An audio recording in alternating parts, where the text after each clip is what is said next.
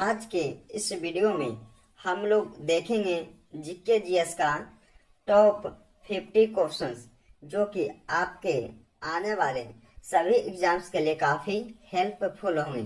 तो दोस्तों आप लोग इस वीडियो को एक बार जरूर देखें। तो चलिए दोस्तों शुरू करते हैं। आज का पहला क्वेश्चन है, सिंधु घाटी सभ्यता का प्रमुख बंदरगाह कहाँ पर था?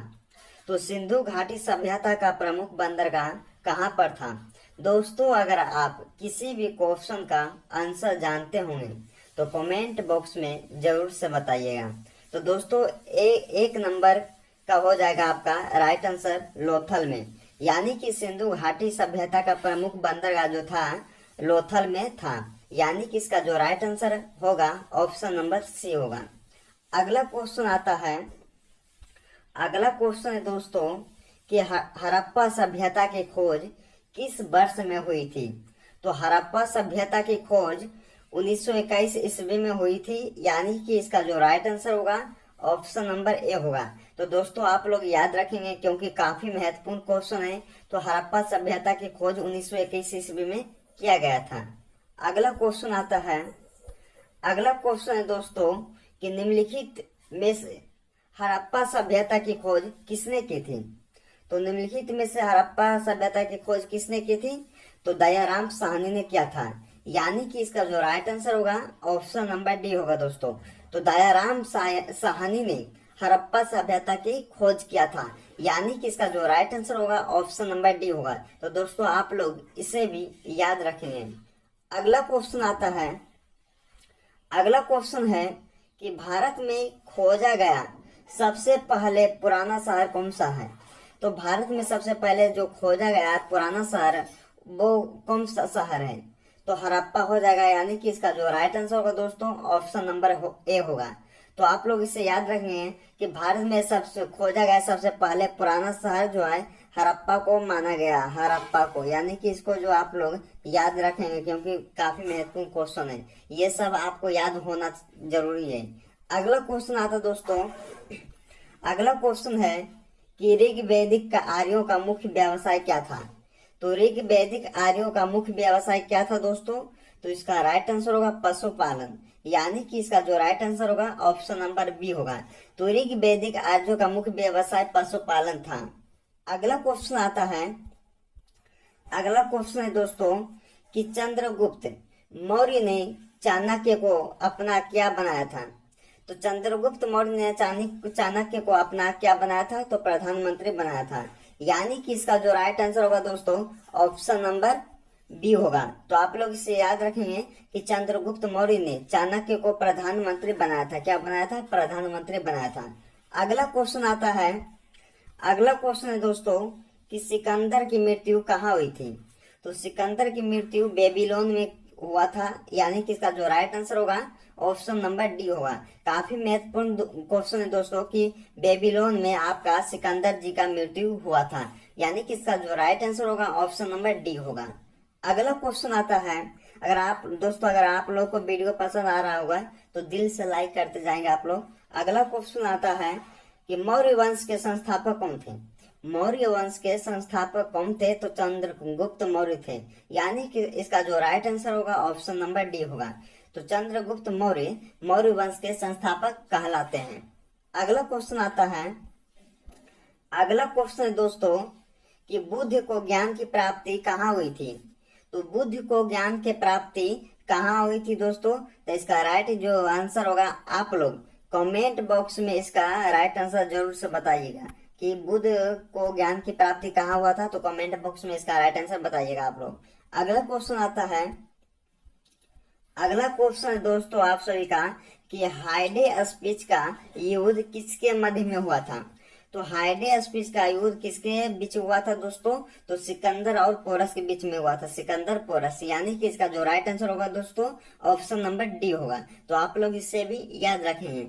अगला क्वेश्चन आता है, अगला क्वेश्चन है कि अशोक ने किस शहर की स्थापना की थी?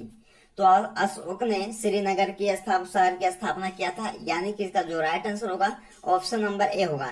तो आप लोग याद रखेंगे कि श्रीनगर शहर को अशोक ने स्थापना किया था। अगला क्वेश्चन आता दोस्तों, अगला क्वेश्चन है कि किस आक्रमण के बाद अशोक ने बौद्ध धर्म अपनाया था। तो कलिंग युद्ध के बाद अशोक ने बौद्ध धर्म अपनाया था। अगला क्वेश्चन आता दोस्तों, अगला क्वेश्चन है कि शुंग वंश के संस्थापक कौन थे। तो शुंग वंश के संस्थापक जो है पुष्यमित्र शुंग है, यानी कि इसका जो राइट आंसर होगा ऑप्शन नंबर ए होगा। काफी महत्वपूर्ण क्वेश्चन दोस्तों, आप लोग इसे भी याद रखेंगे।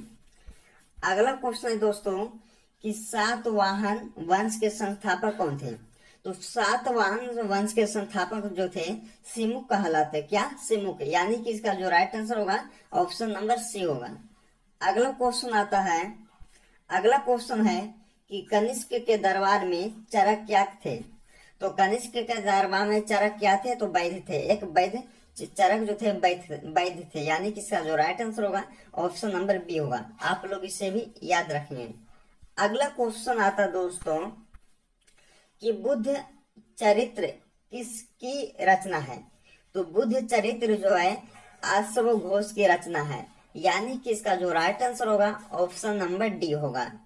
अगला क्वेश्चन है दोस्तों, अगला क्वेश्चन आपका कि भारत का आइंस्टीन किसे कहा जाता है।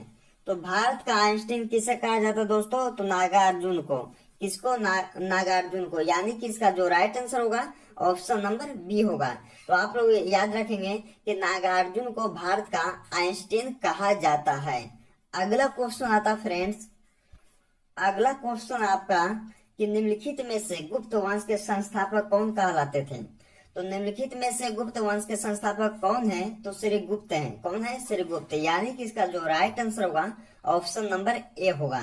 आप लोग इसे भी याद रखेंगे। अगला क्वेश्चन आता दोस्तों, अगला क्वेश्चन है कि आगरा नगर की स्थापना किस शासक ने की थी। तो आगरा नगर की स्थापना सिकंदर लोदी के शासक ने किया था। सिकंदर लोदी ने किया था, यानी कि इसका जो राइट आंसर होगा ऑप्शन नंबर सी होगा दोस्तों।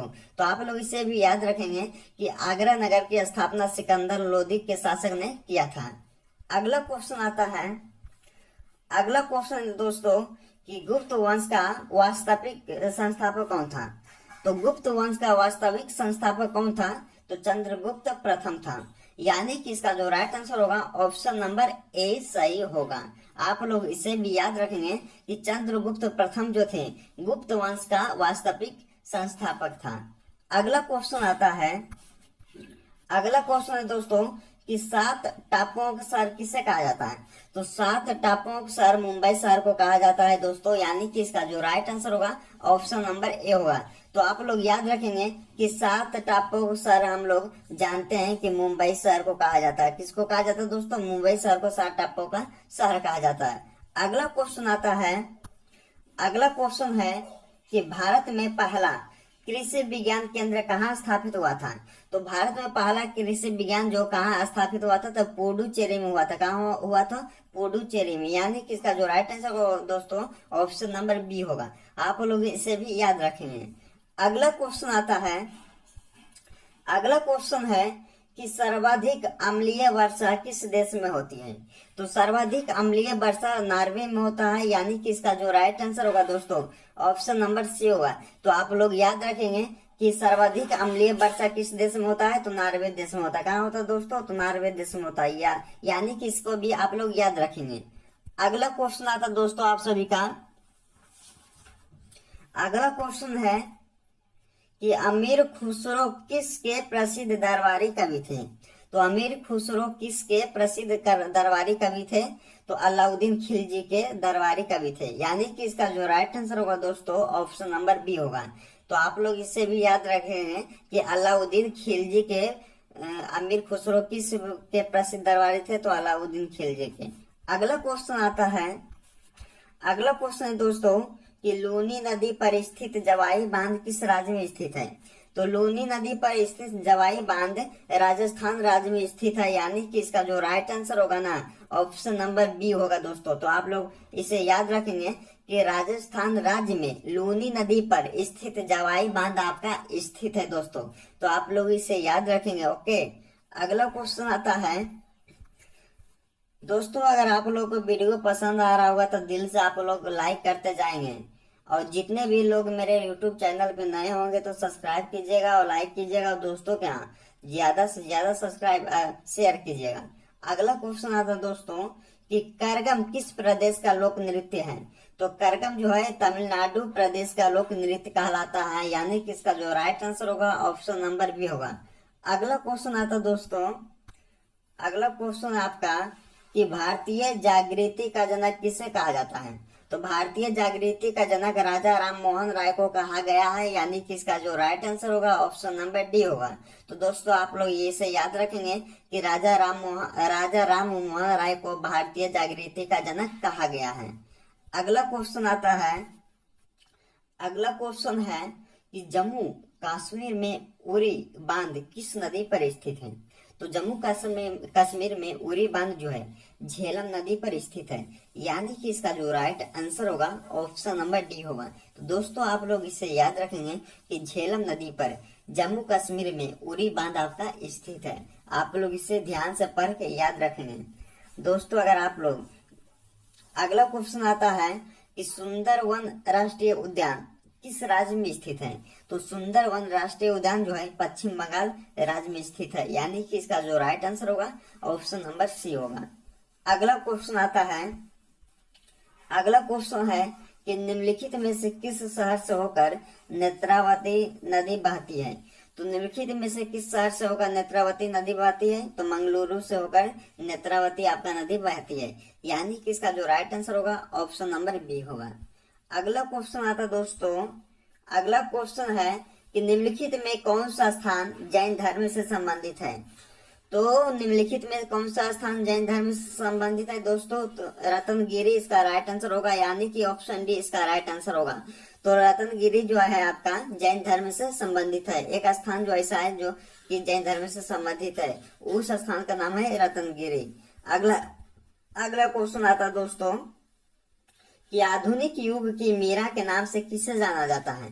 तो आधुनिक युग की मीरा के नाम से महादेवी वर्मा को जाना जाता है, यानी कि इसका जो राइट आंसर होगा ऑप्शन नंबर सी होगा। दोस्तों अगर आप लोग मेरे चैनल पे पहली बार आए हैं तो सब्सक्राइब करें, लाइक करें और दोस्तों के यहाँ ज्यादा से ज्यादा शेयर करें। दोस्तों अगला क्वेश्चन है दोस्तों कि निम्नलिखित में से कौन सी विद्युत धारा की इकाई है।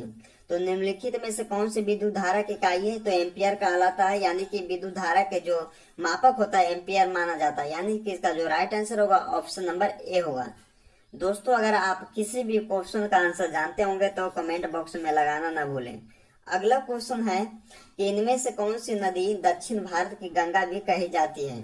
तो इनमें से कौन सी नदी दक्षिण भारत की गंगा भी कही जाती है। तो गोदावरी नदी को दक्षिण भारत की गंगा भी कही जाती है, यानी कि इसका जो राइट आंसर होगा ऑप्शन नंबर सी होगा। दोस्तों आप लोग इसे याद रखेंगे। जितने भी क्वेश्चन देख रहे हैं इस वीडियो में दोस्तों, आप लोग सारे क्वेश्चन बहुत बार एग्जाम में रिपीट हो चुका है, तो आप लोग इसे ध्यान से देखें और एक बार जरूर देखें। अगला क्वेश्चन आता है, अगला क्वेश्चन है आपका कि भारत के पहले राष्ट्रपति का क्या नाम था। तो भारत का पहला राष्ट्रपति का नाम डॉक्टर राजेंद्र प्रसाद था, यानी कि इसका जो राइट आंसर होगा ऑप्शन नंबर बी होगा। अगला क्वेश्चन आता है कि वायुमंडलीय दाब मापने का पैमाना क्या कहलाता है। तो वायुमंडलीय दाब मापने का पैमाना जो बैरोमीटर कहलाता है, क्या कहलाता है, बैरोमीटर, यानी कि इसका जो राइट आंसर होगा ऑप्शन नंबर ए होगा। अगला क्वेश्चन आता है कि गुरुत्वाकर्षण की खोज किसने की थी।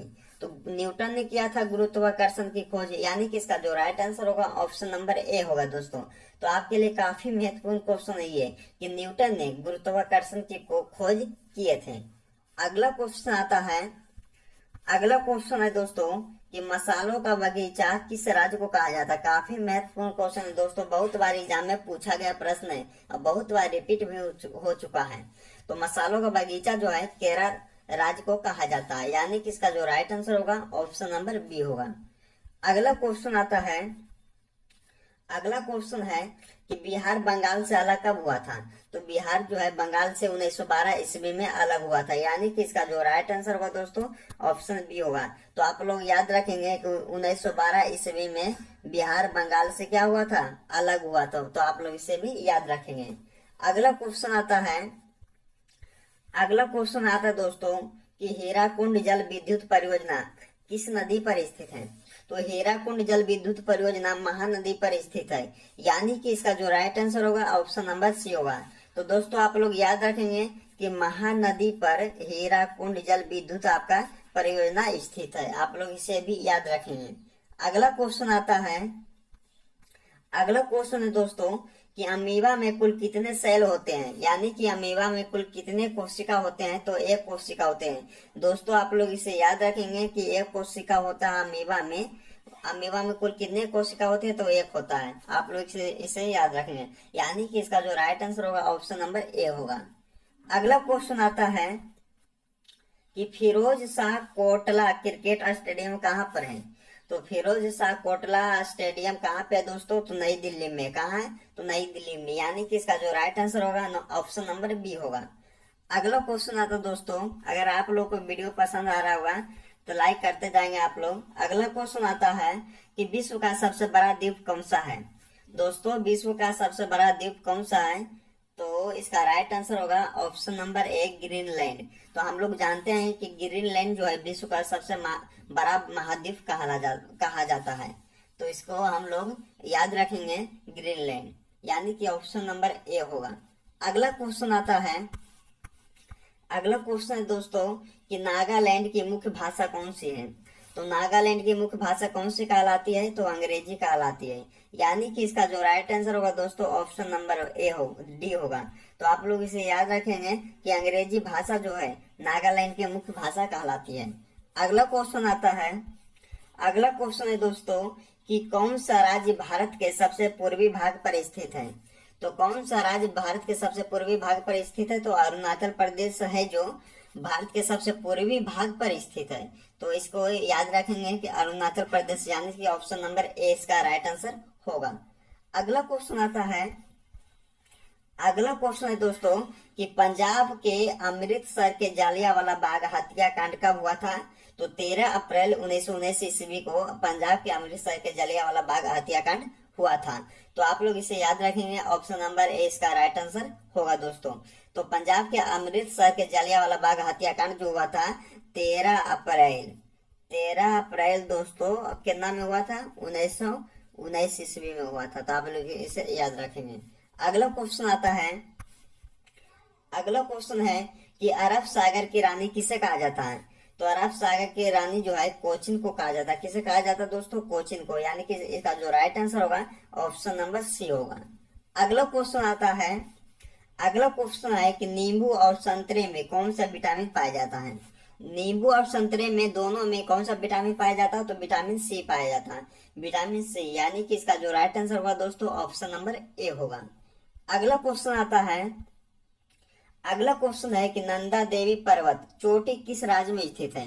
नंदा देवी पर्वत चोटी किस राज्य में स्थित है दोस्तों, तो उत्तराखंड राज्य में, यानी कि इसका जो राइट आंसर होगा ऑप्शन नंबर सी होगा। अगला क्वेश्चन आता दोस्तों, अगला क्वेश्चन है कि हीटर के तार किस चीज के बने होते हैं। तो नाइक्रोम का बना होता है हीटर के तार, यानी कि इसका जो राइट आंसर होगा ऑप्शन नंबर ए होगा। आप लोग इसे भी याद रखेंगे। दोस्तों हमने आज आपके लिए इस वीडियो में टॉप 50 क्वेश्चंस करवाए हैं, जो कि आपके आने वाले सभी एग्जाम्स के लिए काफी महत्वपूर्ण हो सकते हैं। तो आप लोग एक बार या 2 बार इस वीडियो को जरूर देखें, क्योंकि सारे क्वेश्चन जो इस वीडियो में किए हैं सब के सब महत्वपूर्ण है और काफी आपके आने वाले हेल्पफुल होंगे। तो आप लोग इस वीडियो को एक बार जरूर देखिएगा, और जितने भी लोग मेरे चैनल पे नए आए होंगे तो सब्सक्राइब कीजिएगा, लाइक कीजिएगा, दोस्तों के यहाँ ज्यादा से ज्यादा शेयर कीजिएगा।